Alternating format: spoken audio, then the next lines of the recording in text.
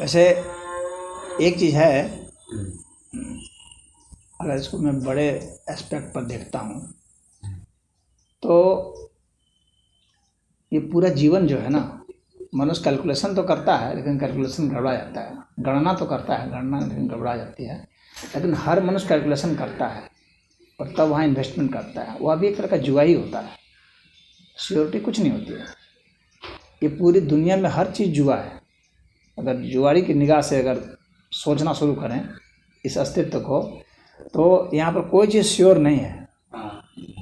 क्यों? क्योंकि यहाँ पर कोई जो घटना घट रही है ना, उसमें असंख्य कारक हैं जो कि आप कैलकुलेट नहीं कर सकते और ना उस पर आप कंट्रोल कर सकते हैं। आप कंट्रोलर हैं नहीं और ना आप कैलकुलेटर हैं तो आप जो कुछ भी करते हैं वो एक जुआ के रूप में ही करते हैं। हो जाएगा, किसान खेत में लगाता है ये कि फसल हो जाएगी, हो भी जाती है लेकिन कभी कभी बर्बाद भी हो जाती है, तो वह भी जुआ होता है। लेकिन उसमें संभावना कितनी है ये आदमी देखता है। संभावना जब ज़्यादा होती है ना, तब उसको कहा जाता है कि मतलब कि यह एक बिजनेस है। समझे? बिजनेस में भी जुआ ही है लेकिन उसमें संभावना ज़्यादा होती है। तो जिसमें संभावना 50% या उससे ज़्यादा है ना, वो बिजनेस में आ जाता है, और जिसमें संभावना जो है 25% और उसके नीचे में है ना, वो जुए में आ जाएगा। एक बात बताएं बाबा, अभी कोई घटना घटती है तो उसका उसमें असंख्य कारण होता है। हाँ, इसी का सार समझना है। असंख्य कारक होता है, कोई भी घटना में कोई एक कारक नहीं होता है। कोई ये नहीं कह सकता कि ये इसने किया, सारे मिल गए, पूरा ब्रह्मांड मिल गया तब जाकर के वो हुआ।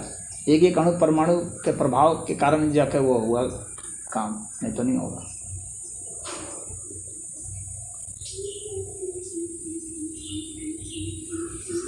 कई कारण हो सकते हैं। हाँ, कई नहीं, असंख्य। कई मत बोलो, कई मतलब कि उसकी गिनती नहीं होती है।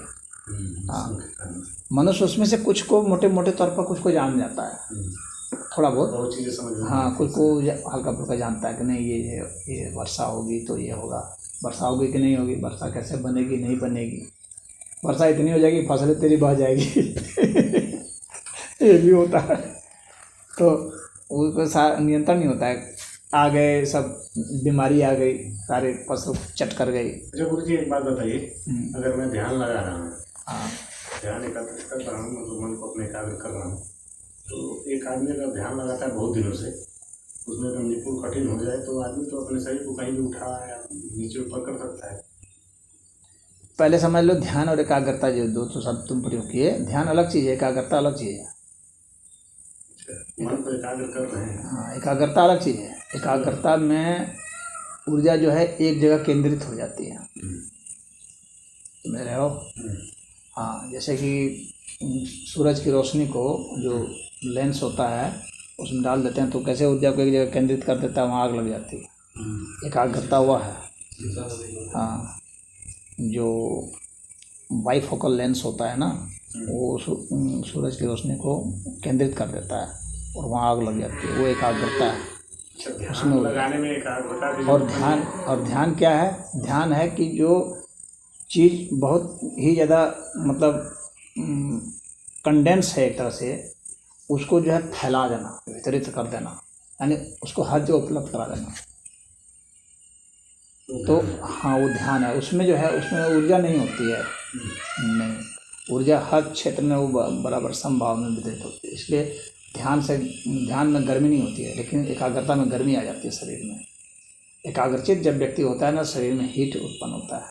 ध्यान में हीट नहीं उत्पन्न होता है, गर्मी शरीर में नहीं होती है। ध्यान से मस्तिष्क शांत होता है, एकाग्रता से शांत नहीं होता है। एकाग्रता से ताकतवर होता है, शक्तिशाली होता है। ध्यान शिवत्व की ओर ले जाता है और एकाग्रता शक्ति की ओर ले जाती है। समझ रहे हो? हाँ, शक्ति यानी उसके अभिव्यक्ति का, तुमको कुछ सांसारिक कुछ कर्म करना है ना, तो उसके लिए शक्ति चाहिए, तो उसके लिए एकाग्रता चाहिए। और जब अध्यात्म की ओर जाना है, इस संसार से विमुख होकर के शिवत्व को जाए, तो ध्यान चाहिए। बात समझ में आ रही है कि हम अपनी चीज़ों को ऐसे फैला दिए, पूरे ब्रह्मांड में फैला देना, वो जो है वो ध्यान में हो जाएगा, धीरे समाधि में चला जाए। और पूरे जितने ऊर्जा ऊर्जा मिल सकती है अधिक से अधिक, जो हम हमारे ताकत में जो बटोरना है उसको बटोर करके हम अपने में समाहित कर लिए तो एकाग्रता हो जाएगी। एकाग्रता से व्यक्ति बलवान होता है, मजबूत होता है, शक्तिशाली होता है किसी भी क्षेत्र में, चाहे धन के क्षेत्र में, चाहे शारीरिक अर्थ में ताकतवर होना, चाहे किसी कला में ताकतवर होना, वो सब एकाग्रता का काम है। जैसे संगीत गा रहे हो, तुमको सांस प्रश्वास का पता है तो पूरा तुम उसमें फोकस्ड हो, थोड़ा भी इधर उधर हिले तो घबरा जाएगा, सुर लय ताल बिगड़ जाएगा, है ना। तो उसके लिए एकाग्रता चाहिए। लेकिन गलती से लोग एकाग्रता को भी ध्यान बोल देते हैं, लेकिन वो ध्यान नहीं होता है, उसको धारणा कहा जाता है योग की भाषा में। योग की भाषा में उसको धारणा कहते हैं। अच्छा, जैसे कि आदमी अपने शरीर को मतलब एकदम हवा के, अब जो है तुम शरीर को सोचते हो शरीर को उठ जाए, ध्यान शरीर को उठाने के लिए नहीं होता है। क्या करना होगा? शरीर को उठाने के का मतलब हो गया कि व्यक्ति शरीर कब उठता है, कोई जहाज हवाई जहाज कब ऊपर उड़ता है, पहले ये सोचो। चिड़िया ऊपर उड़ती है, कैसे उड़ती है? वेग के साथ जो पीछे चिड़िया कौन से उड़ती है? हाँ, चिड़िया कैसे ऊपर उड़ती है? पहले चिड़िया का जब विज्ञान समझोगे, हाँ, तो वो हवा के प्रेशर को इधर करती है, फिर हवा का प्रेशर उसको ऐसे धकेलता है। जब वो ऐसे करती है तो प्रेशर ऐसे आता है, फिर वो जो है दिशा ऊपर की हो जाती है, तो इससे वो ऊपर उठ जाती है। समझ रहे हो? तो क्या उस तरह से तुम प्रेशर कर सकते हो? इसी तरह से देखो, हवाई जहाज जो बनाए जाते हैं उसी हिसाब से बनाए जाते हैं, चिड़िया के डिजाइन के होते हैं। हाँ, उसमें भी वो होता है, मोटर होता है, हवा जो इस तरह से छोड़ता है, इस तरह से छोड़ता है कि वो हवा जो है उसको ऊपर, जहाज को ऊपर उड़ाए। उसका प्रेशर जो है ना, उसके जो एंगल है वो ऐसे जाए, इधर से हवा छोड़ेगा तो इधर से ऊपर उड़ेगा। तो उस तरह से अगर शरीर में होगा इस तरह से तो वो शरीर ऊपर उठ सकता है। लेकिन ऐसा तो हवा छोड़ने का तो शरीर में हम लोग का विधान है नहीं, बहुत ही शरीर है ना, तो कैसे ऊपर उठेगा? शरीर ऊपर नहीं उठता है, सूक्ष्म शरीर ऊपर उठता है, भौतिक शरीर नहीं उठता है, सूक्ष्म शरीर। हम लोग के बहुत शरीर होते हैं, तो उसमें एक सूक्ष्म शरीर होता है। जो तुम अगर कहीं सुनते होगे, योग में सुनते होगे कि हमारे की वो ऋषि जो है हवा में ऊपर उठ गए, तो हवा में उठ गए तो उसका भौतिक शरीर नहीं उठा, नहीं, भौतिक शरीर नहीं उठता, सूक्ष्म शरीर उठता है, जो कि इसी जैसा है। समझ लो कि वो ऊर्जा शरीर है, एक तरह से वो ऊर्जा शरीर है, वो उठ जाता है, क्योंकि ऊर्जा इधर से उधर जा सकती है ना। हाँ, ऊर्जा जा सकती है। ध्यान लगाने के लिए हाँ, आदमी स्थिर हो जाता है। तो ऐसे शुरू में होता है मेरे साथ, बहुत पहले किया था, तो उसमें 10-15 मिनट तक मतलब मन में तमाम चीज़ें भरी रहती हैं। धीरे धीरे ऐसे 10-15 दिन करने के बाद धीरे धीरे मन एकदम जैसे एकाग्र होता है। जैसे आप कह रहे हैं एकाग्र का अलग भाषा है, उसका अलग भाषा है, तो जैसे एकदम शांत होता है। जब दिमाग में कोई शब्द नहीं रह जाए, ध्यान किसको कहेंगे? जब दिमाग में कोई शब्द ना रहे, जब मस्तिष्क में कोई चित्र ना रह जाए, हाँ, जब मस्तिष्क में किसी प्रकार के कोई विचार नहीं रहे, कोई भाव नहीं रहे, तो उसको ध्यान कहेंगे। यानी अगर दिमाग में एक भी शब्द तैर रहा है तो वह ध्यान नहीं है, वो भी धारणा है।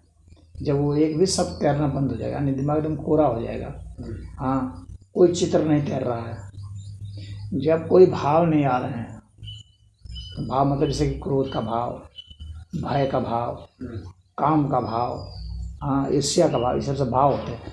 तो ये सब जब कोई भाव नहीं आ रहा है, कोई विचार नहीं आ रहा है, कोई चित्र नहीं आ रहा है, वह जो स्थिति है वह ध्यान की होती है। और एक ही विचार आ रहा है, उदाहरण के लिए एक विचार आ रहा है, समझ रहे हो, तो वह एकाग्रता। जैसे कोई मंत्र जप रहा है, तो वह अगर एक ही जप रहा है, एक ही मंत्र लगातार एक मंत्र तैर रहा है, तो वह एकाग्रता है। तो उससे क्या होती है, उससे शक्ति आती है, वो शक्ति के लिए होता है। लेकिन मंत्र कैसे बन रहे हैं उसके रहस्य में अगर वो डूब गया, मान लो कोई मंत्र वो उच्चारण कर रहा है, वो मंत्र कैसे दिमाग में उत्पन्न हो रहे हैं, यानी वह उनके बनने की प्रक्रिया में अगर घुस जाता है दिमाग में कि कैसे मंत्र उत्पन्न होते हैं, तो वहाँ तो फिर वो लीन हो जाएगा, फिर वो ऊर्जा में चला गया, उस लेवल में चला गया, फिर वो जो है एकाग्रता में नहीं रह जाएगा, फिर वो भी ध्यान में चला जाएगा। मेरे साथ एक घटना घटी थी गुरुजी। मैं ऐसे ही ध्यान लगा रहा था कई दिनों से, मतलब 8-9 महीने से लगा रहा था, क्योंकि मुझे भी जानकारी मिली थी कि ऐसे करने से आदमी के अंदर शक्ति प्रदान होती है, मतलब अंदर आती है। तो मैं ध्यान लगा रहा था। ऐसे ध्यान लगा जब मेरा मन शांत हो जाता था, तो ऐसे लग रहा था मैं कहीं जा रहा हूँ। ध्यान लगाते लगाते आधा 1 घंटा 1.5 घंटा के बाद ऐसे लग रहा था मैं सुबह सुबह उठ जाता था 5 बजे, इसके बाद एक काम भी चला जाता जहाँ कोई नहीं जाए, और वही तो इससे ध्यान लगाता था। लगाते लगाते जब 6 महीने के बाद की बात बता रहा हूँ, 6 महीने तक तो मुझे ऐसा लग रहा 10-15 मिनट तो लग जाते थे मुझे ऐसे ही शांत होने में। अजीब चीज़ें दिमाग में सारी घटना घटती थी ऐसे, तो अच्छा भी लगता था। तो धीरे धीरे और मुझे आनंद भी आने लगा था। पर डे जाता था वहाँ बैठने के लिए, ऐसे बैठते बैठते 3-3 घंटा 4-4 घंटा, सुबह का गया तो पर 1 बजे 2 बजे तक आता था।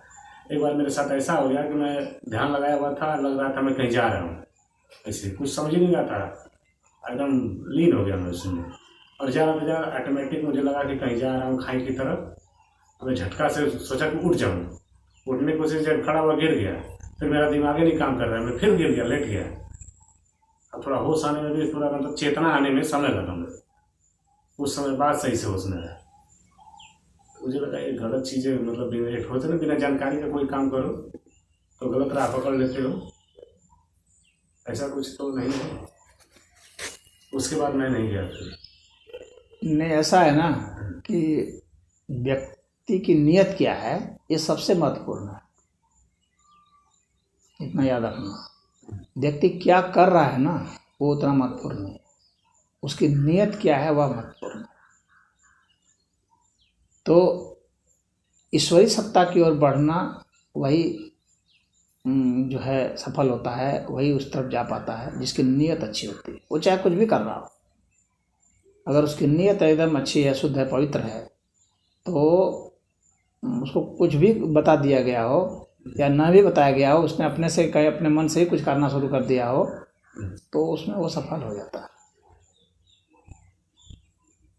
क्योंकि उसको उसके ऊपर ईश्वर की कृपा बरसती है, क्योंकि उसकी नीयत पवित्र है। बात समझ में आ रही है? मैं तो गलत कर ही रहा हूँ। हाँ, मुझे तो आभास ही हो रहा है कि मैं गलत कर रहा हूँ। ये जुए वाले में मुझे तो लगता है कि सब गलत होता है, ऐसा है। और मेरे गांव में भी यही है कि करता क्या है, तो होता नहीं कि अनलीगल काम करता है, नंबर 2 का धंधा करता है। मेरे गांव में ऐसा चल रहा है। तो गांव वालों को भड़काने के लिए तुम दुकान खोलना चाह रहे हो क्या? नहीं कि वो सोचे कि देखो ये करता है और तुम कर रहे हो वो काम। नहीं, सारा काम छोड़ के उसको छोड़ना चाहता हूँ ना, वो सब छोड़ के ऐसा काम करूँ जो लोग के नजर में दिखे कि नहीं कहा, और धन कमाने की लालसा नहीं है। तो ये जो तुम जो करना चाह रहे हो, तो इसके लिए भी तो तुमको कुछ ट्रेनिंग लेनी पड़ेगी, सीखना पड़ेगा। मुझे शादी ब्याह सब कुछ नहीं करना है, बस जीवन को उस हिसाब तुम्हारा से जो है ठीक है, तुमको शादी ब्याह नहीं करनी है तो तुम्हारा जीवन बहुत आसान हो जाएगा। नहीं, मैं ये सोच रहा हूँ कि अध्यात्म क्या होता है इसके बारे में जानना है मुझे। तो ठीक है, तो अध्यात्म क्या होता है तो उसके लिए तो तुम जब भी चाहो तब भी आओ। सही है या गलत है? क्यों गलत क्यों होगा? मुझे तो सही लग रहा है, क्योंकि कुछ ऐसी चीजें हैं देखने के बाद लगता है कि नहीं, कहीं ना कहीं कुछ तो है। मेरे में ऐसे प्रतीत होता है कि कहीं ना कहीं कुछ है जिसको हम नहीं जानते हैं और इसको जानना है। ये मन में बार बार सवाल उठता है। हाँ, तो ठीक है, तो वैसे के लिए ही अध्यात्म होता है। अध्यात्म वैसे के लिए होता है कि जिसको कि अब कुछ नहीं चाहिए दुनिया में। कभी कभी दुनिया की कोई चीज़ जो है जिसको आकर्षित अब नहीं करती है, लोहा, लक्कड़, प्लास्टिक, शीशा, टीना, जस्ता, तांबा, हाँ, मांस, मछली, सब जो भी है, इन सब से जिसका जी भर गया उसी के लिए अध्यात्म है। और जिसका जी नहीं भरा है वो अपना कर रहे हैं भाई, कोई कभी कभी जा रहा है। कभी कभी मुझे लगता है कि जो लोग कर रहे हैं वही सही है। जीवन में तो यही है कि आना है, खाना पीना है, खाने के लिए कुछ करना है। हाँ, तो वो अपना जिसका जो देखो अपने सोच के आधार पर है, जिसकी सोच उतनी तक है उसके लिए वो सही है, वो कर रहा है। उससे और आगे फिर जो हमारे धर्म उसके आगे और कोई विकास कर सकता है। मनुष्य की चेतना का विकास में होता है। तो अभी जिसकी चेतना विश्व, जैसे कि मान लो कि कोई जो है, मान लो एक गिलहरी है इधर खुदक रही है, तो अभी उसकी जो बुद्धि जितनी तक है उतनी तक वो अपना काम कर रही है, अपना चारा बिन रही है, कुछ कर रही है, फिर वहाँ से लाएगी अपना बच्चे, वहाँ होंगे कुछ खिलाएगी पिलाएगी, ऐसा ही ना है। तो उसकी जितनी बुद्धि है, सोच है, उस हिसाब से वो अपना कर रही है, वो गलत नहीं है अपनी जगह। लेकिन जब वो और भी नए आयाम को सोचते हैं, उसके दिमाग में और भी जिज्ञासाएं आती कि ये पेड़ कैसे बना, ये कहाँ से आया, हम कहाँ से आए, कैसे बने, हम कहाँ जाएंगे, ये पेड़ कहाँ जाएगा, इस पेड़ का हमारे से क्या संबंध है, इस पेड़ का आकाश से क्या संबंध है, आकाश कैसे बना, पृथ्वी ये कैसे सारी बनी, चीजें, तारे सारे कैसे सवाल हैं बने। तो अध्यात्म की तरफ। हाँ, ये सब जब प्रश्न आने शुरू होंगे ना, तब उसका ये जो खाना और टट्टी करना और सोना, इतने से उसका फिर दिन भर इसमें नहीं लगेगा ना, क्योंकि उसके दिमाग में कई जिज्ञासाएं आ गई है। अब उसका वो पता लगाना चाहेगा, तो पता लगाने का तरीका ये विज्ञान से है। और विज्ञान भी जो खोज किया उतना बताएगा, उतना से वो कुछ सीखेगा। हाँ, और फिर जो है ऋषि मुनि भी कुछ शोध किए हैं, उससे सीखेगा। हमारे शरीर में जो है मैं कौन हूँ, ये तो सवाल उठेगा ना। क्या मैं ये आँख हूँ, क्या मैं ये सिर हूँ, क्या मैं ये ओठ हूँ, क्या मैं ये हृदय हूँ, क्या ये छाती हूँ, क्या मैं हाथ हूँ, पूछेगा ना मनुष्य अपने दिमाग से। ये विचार हमारे दिमाग में कहाँ से आ रहे हैं, ये भाव कहाँ से आ रहे हैं, कहाँ जा रहे हैं, कैसे उत्पन्न होते हैं, क्यों उत्पन्न होते हैं, क्यों हम जन्मे आखिर, हाँ, कैसे जन्मे। तो ये सारे जो प्रश्न होते हैं ना, इसकी खोज में व्यक्ति जब लग जाता है ना, तो फिर उसका ये रोटी और दाल इतने भर से उसका काम नहीं चलता है। फिर उससे उसके संतुष्टि नहीं, वो अपना शरीर को चलाने के लिए तो खा लेगा उसको, लेकिन उसका दिमाग वहाँ नहीं चलेगा। दिमाग का बहुत मामूली सा एक अंश है जो कि उसको रोटी को खाने में लगा देगा या उसको पैदा करने में लगा देगा, लेकिन उसका ज़्यादा अंश जो है वो पता लगाने में लगेगा कि ये अन्न बना कैसे ये अन्न बना कैसे, ये अन्न हमारे शरीर में जा करके हमको चला कैसे रहा है। ये अन्न मेरे शरीर में जब नहीं गया था तो मेरा शरीर कैसे डिस्टर्ब हो रहा था, और इस अन्न के जाने से कैसे शरीर चलने लगा। इसका मतलब है कि इस अन्न के माध्यम से कुछ प्रभावित हुआ। ये सांस हम रोक लिए तो कैसे छटपटाने लगे, इसका मतलब इससे हमारा कुछ संबंध है। पानी जब नहीं पिए तो हम कैसे परेशान हो गए, इसका मतलब है कि हमारे से संबंध है पानी से। तो फिर उसका वो पता लगाता है ना, क्योंकि उसको संतुष्टि तब तक नहीं मिलेगी जब तक वो सब चीज़ का पता ना लगा ले। अब उसके दिमाग जो है ना, अब वो उसका दिमाग अलग ढंग से चलेगा, काम करेगा। उसका दिमाग इतना संतुष्ट नहीं है कि मैं गया ले आया खरीद करके खा लिया और उसके बाद सो गया, उतने भर से या टट्टी कर दिया, सुबह फिर उठे हाल चाल पूछे क्या कर रहे हो क्या नहीं, फिर ये गए काम किए, फिर लाए, फिर खाए बनाए, फिर सो गए। इतना से उसका काम, ये तो बेसिक जिसका जो है ना माइंड है ना, उसके लिए ये सब है कि वो उतने से संतुष्ट हो जाता है। मैथुन की क्रिया से, मुद्रा से, हाँ, मत्स्य से, ये जो है ना वो संतुष्ट है, मांस से वो संतुष्ट हो जाता है। लेकिन जिसका बेसिक दिमाग नहीं रह गया, जो हायर माइंड हो गया इससे, वो ज़्यादा सोचेगा, फिर वो संतुष्ट। तो जी अपने इंद्रियों को कंट्रोल करने के लिए क्या करना होगा? कंट्रोल तो बाद में छोड़ो, तुम इंद्रियों को पहले समझ जाओ। जब समझोगे, मैंने अभी तुमको थोड़ी देर पहले जब हमारी बात हुई थी उस बात को तुम भी माने थे कि कोई भी जो यहाँ घटना होती है ना, वो असंग कारकों से होती है और उसमें हमारा नियंत्रण नहीं होता है। तो फिर हमारा इंद्रियों पर कैसे नियंत्रण होगा, कैसे होगा, यही बताओ ना। किसी चीज़ पर नियंत्रण ही नहीं हो सकता। नियंत्रण की बात सदैव अहंकार सोचता है। वो सोचता है मैं काबू में कर रहा हूँ, लेकिन अहंकार को कौन काबू में कर रहा है? अहंकार कैसे चल रहा है, ये सवाल उठेगा ना। हमारा किसी पर भी नियंत्रण संभव नहीं है। कर्म फल पर नियंत्रण नहीं हो सकता, तो सदैव ईश्वरीय है। क्योंकि सारे पूरे ब्रह्मांड मिल जाएंगे, पूरे अणु परमाणु से लेकर के पूरे ग्रह नक्षत्र तक, तब जाकर के वो घटना घटेगी। तो इंद्रियों के भी नियंत्रण में वही होगा। तो वो सारे मिल जाएंगे और कहेंगे कि हाँ तुम अब आँख उठाकर इधर से इधर देखो, तब जाके देख पाएंगे। नहीं तो आँख इधर से इधर जाएगी नहीं, पता चला कि आँख में डिफेक्ट हो गया।